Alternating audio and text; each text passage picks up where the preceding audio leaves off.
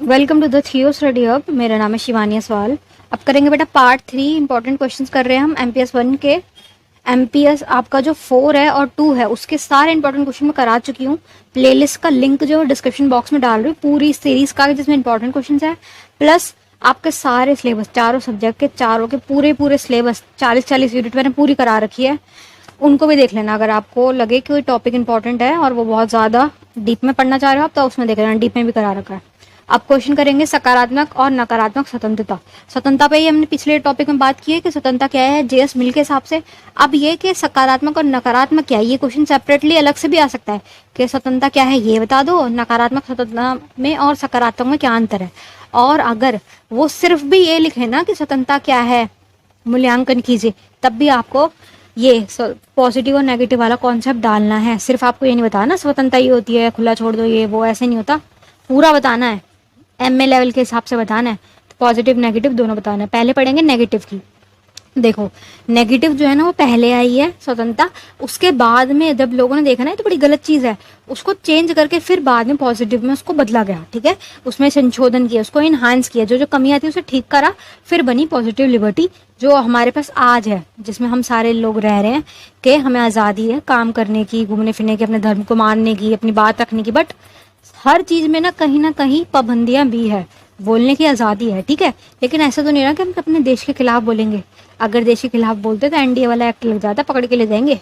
देश के खिलाफ गलत चीजें नहीं बोलने की, आतंकवादी बातें बोल दी, बहुत ज्यादा गलत बोल दिया, और इतना गलत बोल दिया कि किसी की जान के खिलाफ जा रहा है, वो किसी की जान पर बना रहा है, तो नहीं कर सकते, ये ऐसा नहीं कर सकते कुछ। ठीक है, ठीक है। तो ये क्या है कि एक पहले नकारात्मक स्वतंत्रता, सबसे पहले क्या है नकारात्मक स्वतंत्रता आई, जिसमें क्या बोला गया, बिल्कुल खुला छोड़ दो, कोई रूल नहीं होगा, बिल्कुल भी किसी प्रकार का कोई रूल नहीं होगा। रीजन इन्होंने क्या दिया कि ना मनुष्य क्या है, विवेकशील प्राणी है, उसे बांधने की जरूरत नहीं, अपना खुद का विकास खुद कर लेगा, उसको आपकी सरकार की कोई जरूरत नहीं है, अपना विकास कर सकता है। ठीक है, विचारक कौन थे इसके, रूसो थे, गांधी जी थे, लस्की थे, ये सब क्या बोलते हैं इस बारे में, बोलते हैं कि बिल्कुल खुला छोड़ो, जरूरत नहीं है सरकार की, ना के बराबर हस्तक्षेप करे। तो ये क्या बोल रहे हैं, अधिकतम स्वतंत्रता मांगते थे। मेन फोकस किस पे करते थे, ये व्यक्ति पे करते थे, व्यक्ति केंद्रित थे, ये सारे व्यक्ति के ऊपर वो करते थे कि व्यक्ति सब कुछ व्यक्ति के हिसाब से सोचते थे, समाज के हिसाब से नहीं सोचते थे कि एक व्यक्ति को अगर खुला छोड़ रहे हो तो कल को वो चाकू ले जाके सामने वाले के दिल में चाकू भी डाल सकता है, क्योंकि उससे जेलसी इंसान है, जलते हैं लोग आपस में एक दूसरे से, तो ये सब चीजें भी तो होंगी। तो इसलिए कि रूल्स बहुत जरूरी है। स्वतंत्रता है, इतनी नहीं है कि आप कुछ भी कर दो। तो इसमें क्या है, लास्ट में आलोचना हुई, बहुत ज्यादा आलोचना होने लगी, क्योंकि नकारात्मक में सारी चीजें गलत हैं, अराजकता फैल जाएगी, इंसान को अगर खुला छोड़ा गया तो फिर कुछ भी करेगा। तो ये क्या संशोधन किया गया, नई विचारधारा आई, जिसे क्या कहा गया, सकारात्मक स्वतंत्रता, जिसमें क्या है फ्रीडम होगी पर विद रूल्स, रूल्स सारे होंगे जो हम फॉलो करते हैं, सारे हम लोग खुला नहीं छोड़ सकते बिल्कुल भी। आपराधिक मानसिकता वाले लोग हैं, अराजकता वाले लोग भी हैं, एक दूसरे को मारना शुरू कर देंगे अगर बिल्कुल खुला छोड़ दिया गया, अगर रूल्स हटा दिए गए, बिल्कुल ही कानून ना हो, न्यायालय ना हो, तो फिर सोचो कैसी व्यवस्था हो जाएगी, अराजकता हो जाएगी। ठीक है, सब विवेकशील नहीं है, इन्होंने वाली बात बोली है कि सारे विवेकशील है, खुला छोड़ दो इनको, विवेकशील प्राणी है मनुष्य, ऐसा नहीं है, सब विवेकशील है भी नहीं। आधे लोग सही हैं, अपना विकास कर लेंगे, आधे लोग गरीब हैं और आधे लोग बहुत ही ज्यादा गरीब है, उनको सरकार की मदद की, हस्तक्षेप की, सरकार जो इंटरफेयर करती है उसकी जरूरत है, सरकार की हेल्प की जरूरत है उसे, वो पूरे विवेकशील है भी नहीं। ठीक है, इसमें सारे बीमार लोग जो गए वो आ गए, मानसिक रूप से, आर्थिक रूप से, शारीरिक रूप से जो कमजोर लोग हैं वो सब इसमें आ रहे हैं। तो इसलिए सरकार जरूरी है। इन्होंने क्या बोला था, सरकार की कोई जरूरत ही नहीं है, मगर क्या सरकार हर देश में है। अगर ऐसा होता कि सरकार जरूरी नहीं है तो फिर क्यों होती, 195+ देश है हमारे, हर देश में सरकार है, एक दो तानाशाही देशों ने छोड़ के बाकी सब में ही सरकार है। सरकार एक अच्छी चीज है, हमें सुरक्षा भी प्रदान कर रही है, सुविधाएं भी दे रही है, और सामाजिक समझौता वाला जो नियम है वो इसमें अलाउ हो रहा है। ठीक है, नीचे तबके के लिए हेल्प की जरूरत है, नीड, धार्मिक, राजनीतिक और आर्थिक मामलों में सरकार हस्तक्षेप करती है, स्वतंत्रता तो दी है। जैसे 3 तलाक वाला मामला था, ये उनकी वो है पर्सनल स्वतंत्रता है कि वो अपना रूल को मान सकते हैं, उनका जो मुस्लिम लॉ है ना, पर्सनल लॉ है, उसको वो मान सकते हैं, उनकी इच्छा है, उनका धर्म है। मगर ये अब उसमें गलत चीज दे रखी है 3 तलाक वाली, तो वो सरकार ने क्या है हस्तक्षेप किया है और उसको मना किया, उसको बैन कर दिया गया। ठीक है, तो ये है सरकार का हस्तक्षेप जो अच्छे के लिए ही हुआ है, कुछ गलत नहीं किया गया। ठीक है, अब स्वतंत्रता इसी के अपोजिट सारे आएंगे सकारात्मक पॉजिटिव लिबर्टी में, जिसमें क्या है सीमा में रहकर स्वतंत्रता दी जाएगी कि एक बाउंड्री है कि आप इसमें रह करो, इससे बाहर नहीं जाना, सीमा में रहकर दायरे में रहकर स्वतंत्रता दी जाएगी। वह सामाजिक प्लस व्यक्ति दोनों के हित में। ये वाले जो है ना, ये किसका हित देखते हैं, पूरे समाज का, कि सारे लोग एक साथ रहेंगे तो कैसे क्या है इस सिस्टम को बैलेंस करके चलें। सामाजिक हित में देखा जाएगा, व्यक्ति के हित में, दोनों के हित में। और ये नेगेटिव वाले थे सिर्फ और सिर्फ व्यक्ति को देख रहे थे, समाज के बारे में नहीं सोच रहे थे कि क्या होगा समाज का। ठीक है, ऐसी व्यवस्था बनाने के लिए बाध्य है। ये क्या करेंगे कि आपको बाध्य करेंगे कि एक शांतिपूर्ण व्यवस्था बनी रहे। ठीक है, विकास तब होगा। ठीक है, पाबंदियां माननी होगी विकास के लिए, बेहतर है। सामाजिक हित में ही इंटरफेयर करेगी सरकार। ठीक है, हद से ज्यादा नहीं करेगी, पर इतना करेगी कि वो किसी और के खिलाफ ना हो। जैसे मेरा अधिकार जो है ना, घूमने फिरने का अधिकार, मेरे सारे जितने भी अधिकार है ना, तो मेरा ये कर्तव्य भी बनता है कि सामने वाले के अधिकार का मैं ध्यान रखूं। ठीक है, कि कहीं मेरे जो काम से सामने वाले को फर्क ना पड़े। ये है पॉजिटिव लिबर्टी। चलिए, ये पूरा टॉपिक खत्म। नेक्स्ट टॉपिक है, इंपॉर्टेंट टॉपिक है, जॉन रॉल्स का न्याय का सिद्धांत आएगा। मूल्यांकन वाला टॉपिक है, बड़ा सा टॉपिक है। इसमें इन्होंने न्याय की बात की है कि न्याय क्या है। ठीक है, आलोचना भी होगी इनके न्याय के सिद्धांत की कि इन्होंने क्या कहा है। अब इन्होंने क्या बात करी है, मेन बात इनकी क्या है, इनकी बुक में लिखा है ये सारी चीजें। ये कौन थे, 21 फैब को इनका जन्म हुआ है, 21 फैब 1921। इसकी डेट आसान है, देखो 21 फरवरी 1921। यहाँ पे भी 21 है, यहाँ पे भी 21 है, बस फरवरी याद कर लो, ऐसे याद कर लो इसको। ठीक है, जन्म कहाँ हुआ, अमेरिका में हुआ, मैरीलैंड में। ठीक है, कॉलेज में प्रोफेसर थे ये, 40 साल तक इन्होंने पढ़ाया है। हार्वर्ड कॉलेज का नाम है। बचपन से इनकी रुचि किस चीज में थी कि सामाजिक समस्याओं को सुलझाना कैसे, कैसे सामाजिक सब जो समस्याएं, जो प्रॉब्लम्स है, उसको हम कैसे कैसे ठीक कर सकते हैं। उदारवादी विचारक थे, जो उदारवाद वालों की विचारधारा है ना कि खुला छोड़ो, विवेकशील प्राणी है, बंधन ना हो, पाबंदी ना हो, उसी टाइप की इन्होंने बोला। बुक का नाम इनका इंपॉर्टेंट है, इसे लिख लीजिए, आ थ्योरी ऑफ जस्टिस। ठीक है, इनकी इस बुक में इनका पूरा सिद्धांत बताया गया इन्होंने। ठीक है, रॉल्स ने प्राकृतिक अवस्था की बात की कि एक ऐसी व्यवस्था थी जब सरकार नहीं थी, इतनी भीड़ नहीं थी, लोग क्या है खुलेआम घूमते थे, जंगलों में रहते थे, उस प्राकृतिक अवस्था की बात की, जिसके बारे में हमने पीछे भी पढ़ा। लोग ये क्या बोलते हैं, लोग अज्ञात पर्दे के पीछे थे, जैसे क्या बोलते हैं व्हील ऑफ इग्नोरेंस। उसमें क्या था, लोगों को कुछ पता ही नहीं था कि ऐसे भी कुछ होता है, अधिकार भी कुछ चीजें होती है, क्योंकि तब शुरुआत थी ना, लोग एक पर्दे के पीछे रह रहे थे, एक ऐसा पर्दा बना था उसके अंदर रह रहे थे, बाहर की दुनिया के बारे में उन्हें कुछ नहीं पता था कि दुनिया इतनी बड़ी है और भी लोग होते हैं, क्योंकि वो बिल्कुल शुरुआत थी, अज्ञात अवस्था थी, जिसमें लोगों को कुछ पता ही नहीं था कि दूसरे भी हमारे जैसे और लोग भी हैं और अधिकार वगैरह ऐसी कोई चीजें भी होती। धीरे धीरे लोग उससे बाहर आने लगे, फिर उन्हें पता चलने लगा कि हाँ हमारे भी कुछ अधिकार है, जिसे मूल अवस्था कहा जाता है। बिल्कुल स्टार्टिंग पॉइंट है ना, जो वो मूल अवस्था को इन्होंने कहा है। अब इन्होंने क्या है, इनके जो मेन इनका न्याय का सिद्धांत है ना, वो सिर्फ 2 बातों पे घूमेगा, समानता। ठीक है, कि अगर आप समानता कर रहे हो ना, कि किसी प्रकार से कोई भी असमान नहीं है, सब इक्वल है, तो होगा वो न्याय। जब किसी के साथ कोई भेदभाव नहीं करा जाएगा तब कहलाएगा न्याय। दूसरा क्या है, स्वतंत्रता। ठीक है, स्वतंत्रता नॉर्मल टॉपिक है कि जो भी हमने पीछे पूरा पढ़ा कि स्वतंत्र छोड़ दिया जाए, किसी प्रकार का कोई बंधन ना हो। समानता का ही नेक्स्ट पॉइंट है ये वाला। ठीक है, फर्स्ट का पार्ट 2 है ये, मतलब ऐसे मान लो 1.2 है ये, जिसमें क्या है, समता। समानता और समता में अंतर है। समानता मतलब होता है इक्वालिटी, समता मतलब होता है इक्विटी। समानता का अर्थ क्या होता है, सब बराबर, सब इक्वल, ऐसे सब बराबर है, बट ऐसा नहीं है। हमारे समाज में वाली चीज देखी गई है कि कुछ लोग इतने गरीब है, कुछ लोग इतने अमीर है, कुछ के पास इतना है कि बस पूछो मत, बेहिसाब पैसा है। कुछ ऐसे हैं जिनके पास 2 वक्त का खाना खाने के लिए भी नहीं है, वो ऐसे ये सब सोचते हैं वो कि हम अगला मील क्या खाएंगे। तो ये कि इनसे जो ये बहुत अमीर लोग हैं ना, जिनके पास बहुत बहुत ज्यादा पैसा है, इन पे टैक्स लगाया जाए भारी, इनका जो धन है ना उसको लेकर इनको दिया जाए। जैसे क्या कहा जाता है, मैक्सिमम टू मिनिमम, कि जिनके पास बहुत ज्यादा है ना उनसे लेकर जिनके पास बिल्कुल है ही नहीं उनको दिया जाए। जो कि बात ठीक भी है, हमारे देश में भी ऐसा होता है। जो बहुत ज्यादा अमीर लोग हैं वो क्या करते हैं, इनकम टैक्स भरते हैं, और उनके इनकम टैक्स से ही सरकार क्या है, जो ये सारी ये चलाती है ना, उज्ज्वला योजना, राशन कार्ड वाली योजना के खाना दिया जाएगा, घर वाली योजना भी, प्रधानमंत्री आवास योजना के घर भी दिए जाएंगे कम दाम पे। ये सारी चीजें, इतना पैसा आता कहाँ से, ये उनका इनकम टैक्स ही तो है। और हम लोग जो जीएसटी में टैक्स दे रहे हैं वो वाला टैक्स है। तो ये कि इन्होंने ये वाली बात को बोला है, समानता प्लस समता, इक्विटी भी बोली इन्होंने, कि जिनके पास बहुत ज्यादा है उनकी चीजें लेकर, उनसे टैक्स लेकर जो गरीब है उनको दिया जाए। इन्होंने एक उदाहरण दिया साइकिल वाला, इनका उदाहरण ही ये लिख देना। ठीक है, साइकिल बताई इन्होंने कि ये जो समाज है ना एक साइकिल की तरह है, इसके दो पहिए हैं कि समाज चल रहा है विकास की तरफ, लेकिन जो साइकिल की चेन है ना, चेन ऐसी होती है ना, गोल गोल गोल गोल बीट्स बने होते हैं, उसमें मन के बने हुए होते हैं। अब अगर उसमें से एक भी मन का खराब हो जाए, एक भी उसका बीट खराब हो जाए, तो क्या होगा कि वो जो चक्का है ना पूरा वो रुक जाएगा। ऐसा नहीं है कि साइकिल पूरी ठीक है, सिर्फ एक ही तो खराब हुआ इसका मन का, ऐसा नहीं होता। वो जो साइकिल का चेन है उसमें से एक भी खराब हुई ना, तो वो पूरी जो चक्का है वो जो रुक जाएगा। और वो चक्का कौन है? पूरा का पूरा समाज है, अलग अलग अलग जाति के लोग हैं, कुछ अमीर कोई गरीब कोई ऐसे ऐसे। अगर एक को भी नजरअंदाज करा ना बिल्कुल भी, कि एक ये इसको छोड़ दिया तुमने कि हम इस पे ध्यान क्यों दे, बाकी तो सब सही है, जो अमीर लोग हैं उनको सारा पावर दी हुई है, वो लोग हमें पैसे दे रहे हैं, हम उनके लिए काम कर रहे हैं, जो गरीब लोग हैं उन्हें इग्नोर कर दो, उनकी क्या जरूरत है। ऐसा नहीं है। अगर किसी एक को भी इग्नोर करो तो जो इग्नोर करा हुआ पीपल है, जो इग्नोर करा हुआ तबका है, वो बाकी की सबकी जिंदगी खराब कर देंगे, वो रहने नहीं देंगे लोगों को। वो करेंगे अब आपराधिक गतिविधियां, वो क्या करेंगे? लूटपाट चोरी डकैती, क्योंकि उनके पास कुछ है ही नहीं, उन्हें भी तो चाहिए, उनको अपना खर्चा निकालना, वो कैसे भी निकालेंगे। जब इंसान के पास कुछ नहीं होता ना, वो भूखा बैठा उसको चाहिए खाना, फिर वो चोरी चकारी डकैती करने को तैयार हो जाता है। तो ये जो चेन का इन्होंने सिस्टम बताया ना कि ये एक चेन है, इसमें जो सबसे बिछड़ा हुआ वर्ग है, पिछड़े से भी पिछड़ा वर्ग है, एंड वाला वर्ग है, अगर तुमने उसको ध्यान नहीं रखा, अगर तुमने उसको ऊपर वालों से पैसे लेके इनको नहीं दिया, इनको सुख सुविधाएं नहीं दी, तो ये बाकी के सबको नहीं रहने देंगे, पूरा सिस्टम खराब होगा। तो इस सिस्टम को चलाने के लिए समानता हो, न्यायपूर्ण समानता हो, कि जिसको जरूरत है उसको अधिकतम दिया जाए, जिनको जरूरत नहीं उन्हें कुछ मत दो, प्लस उनसे और लो, उनसे टैक्स भरवाया जाए और जिनको चाहिए उनको दिया जाए।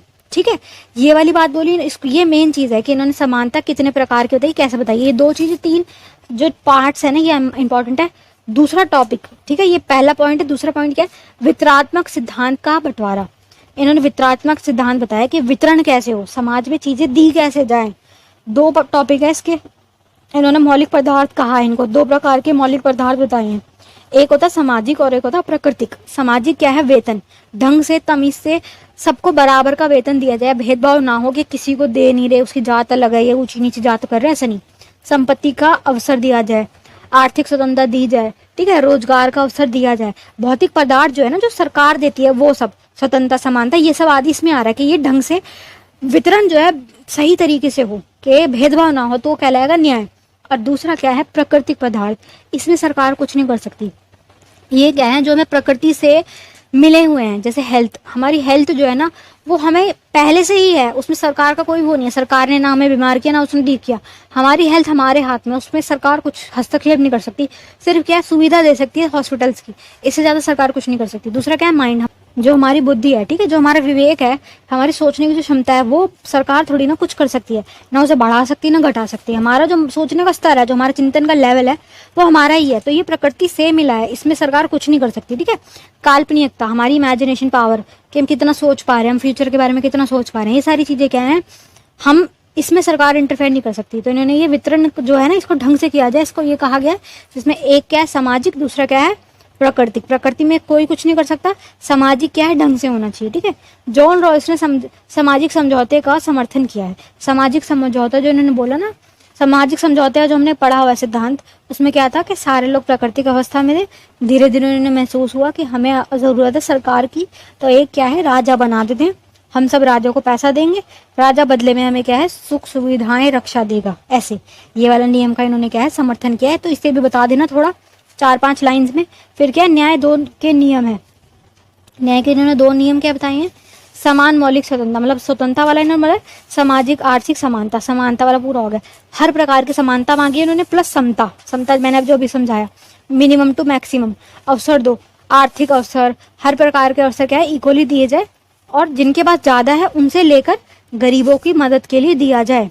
अब आलोचना, इनका जो सिद्धांत है सुनने में सब सही लग रहा है, कुछ गलत ही नहीं है उसमें, ठीक है, आज के टाइम पे भी है, बट आलोचना इस बात पे होती है कि जो तुम ये वाली बात बोल रहे हो कि अमीरों से लेके गरीबों को दो, तो पता कैसे चलेगा कौन गरीब है ना, कि इनकी बात ही तर्क संगत नहीं है। जिन्होंने बोली ना गरीबों को एक्स्ट्रा दो, अगर कोई भी चीज का बंटवारा हो रहा है, कोई चीज बांट रहे हो तुम, तो हर बंदा बोलेगा भाई हाँ मैं भी गरीब हूँ, मुझे भी चाहिए।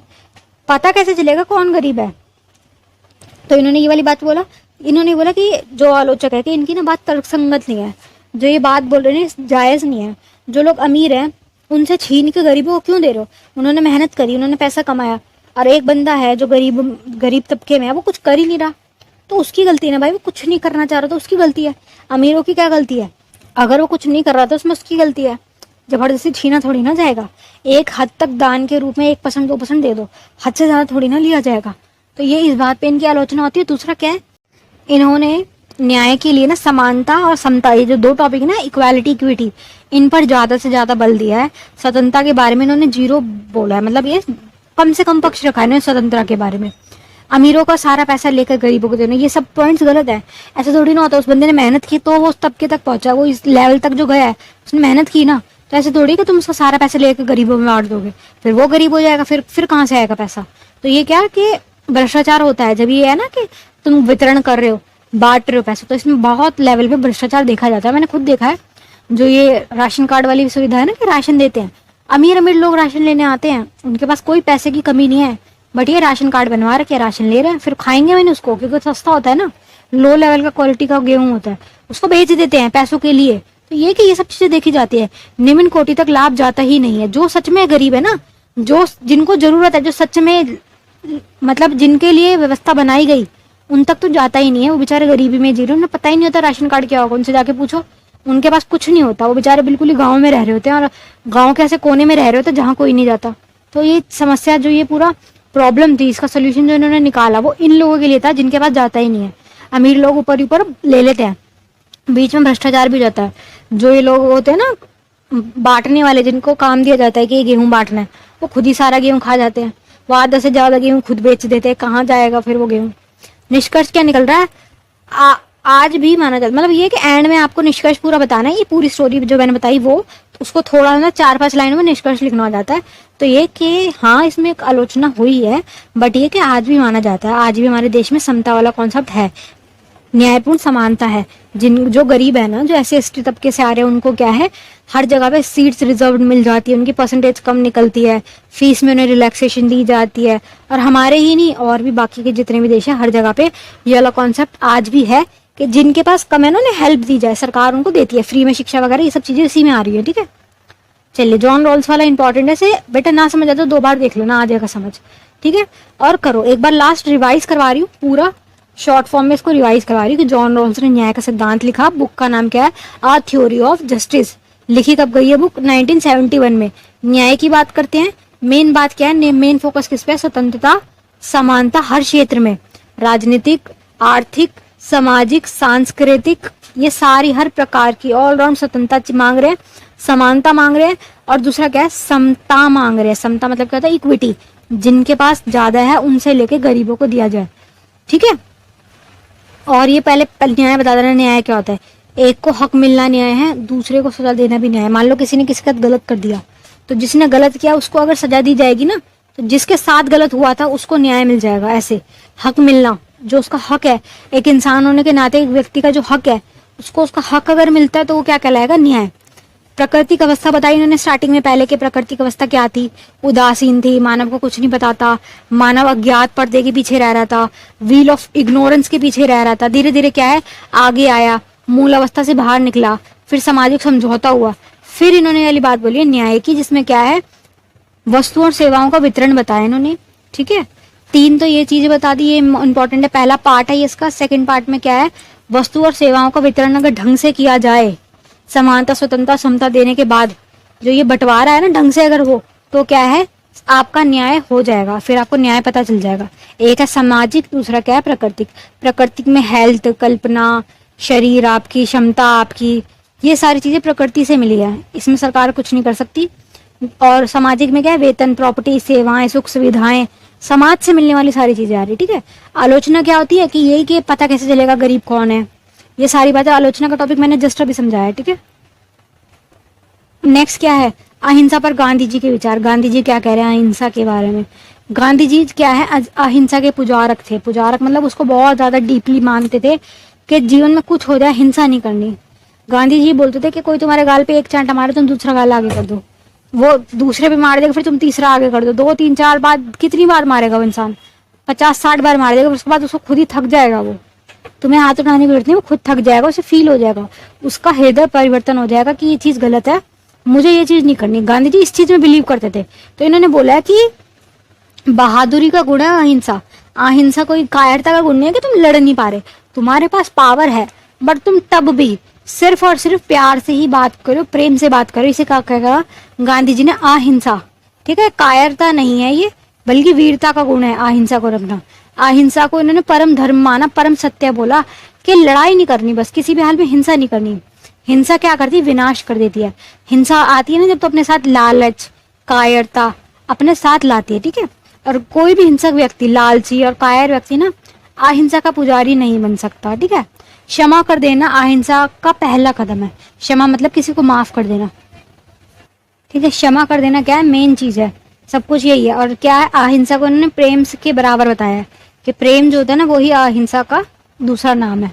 अब इसमें क्या है, प्रेम से सद्भाव बढ़ता है, सभी को क्या है समझ आती है बातें। प्रेम से सब संभव है, कोई भी लड़ाई है ना प्रेम से जीती जा सकती है। उन्होंने ये वाली बात बोली है। ठीक है, कि लड़ाई लड़ना जो है जरूरी नहीं है, कोई भी युद्ध हो प्रेम से आप जीत सकते हो। ठीक है, कैसे, पहली चीज उन्होंने क्या बोली है कि सत्य से, सच बोलो। अहिंसा के लिए सबसे इंपॉर्टेंट चीज क्या है, सत्य है। सत्य जो है ना अहिंसा के साथ एक ही सिक्के के दो पहलू के बराबर है। ठीक है, पूरा कहिए उसका। हृदय परिवर्तन, के सामने वाले के हृदय में न्याय की भावना जगा दो, विनम्रता जगा दो, कि उसको ही शर्म आ जाए कि ये मैंने कितना मार दिया इसको, अब वो दोबारा तुम पे हाथ ना उठाए। ठीक है, दृढ़ता से खड़े रहो। अहिंसा का मतलब है कि दृढ़ता मतलब एकदम स्ट्रिक्टली तुम खड़े हुए हो, एकदम ये सोच के कि मुझे हिलना नहीं अपनी जगह से। ऐसे तुम क्या है अहिंसा का पालन करो, दृढ़ता से, अपने चीज पे डगमगा नहीं रहे। निर्भयता, निर्भयता क्या होता है, निडरता, वही वाला टॉपिक पॉइंट है। निडरता से वीर शूर की तरह आप क्षमा करते हो, कि वीर शूर की तरह सामने वाले को माफ कर रहे हो कि तुमने जो भी गलत किया छोड़ो। अपरिग्रह, अपरिग्रह क्या है, लिमिटेड प्रॉपर्टी हो, लालच ना हो इंसान के दिल में, और अपने पास जितना जरूरत है ना सिर्फ उतना रखो। प्रॉपर्टी कमाने के लिए फिर क्या करता है इंसान, गलत भी करना शुरू कर देता है। उन्होंने अपरिग्रह कहा है कि लिमिटेड रखो, जितना तुम्हें चाहिए सिर्फ उतना रखो, इकट्ठा मत करो, दूसरे को जो जरूरत है उसको मिल जाए, एक्स्ट्रा नहीं रखना। ये चीज छठा क्या, लास्ट प्रेम। प्रेम में वही इन्होंने जो पूरक बताया उसका, कि ये इसका पूरक है, एक सिक्के के दो पहलू है। हर प्रकार की हिंसा में सूत्र में प्रेम है, कि प्रेम क्या है, कोई भी जंगो जीती जा सकती है। ये सारे पॉइंट्स है। और अहिंसा क्या है, ये गांधी जी क्यों अहिंसा को इतना फॉलो करते थे, वो धार्मिक व्यक्ति थे। लड़ाई के लिए इन्होंने अहिंसा को वो रखा कि लड़ाई नहीं होनी चाहिए बस। ठीक है, तो ये सारे पॉइंट्स आपको बताने हैं। Best of luck for your exam.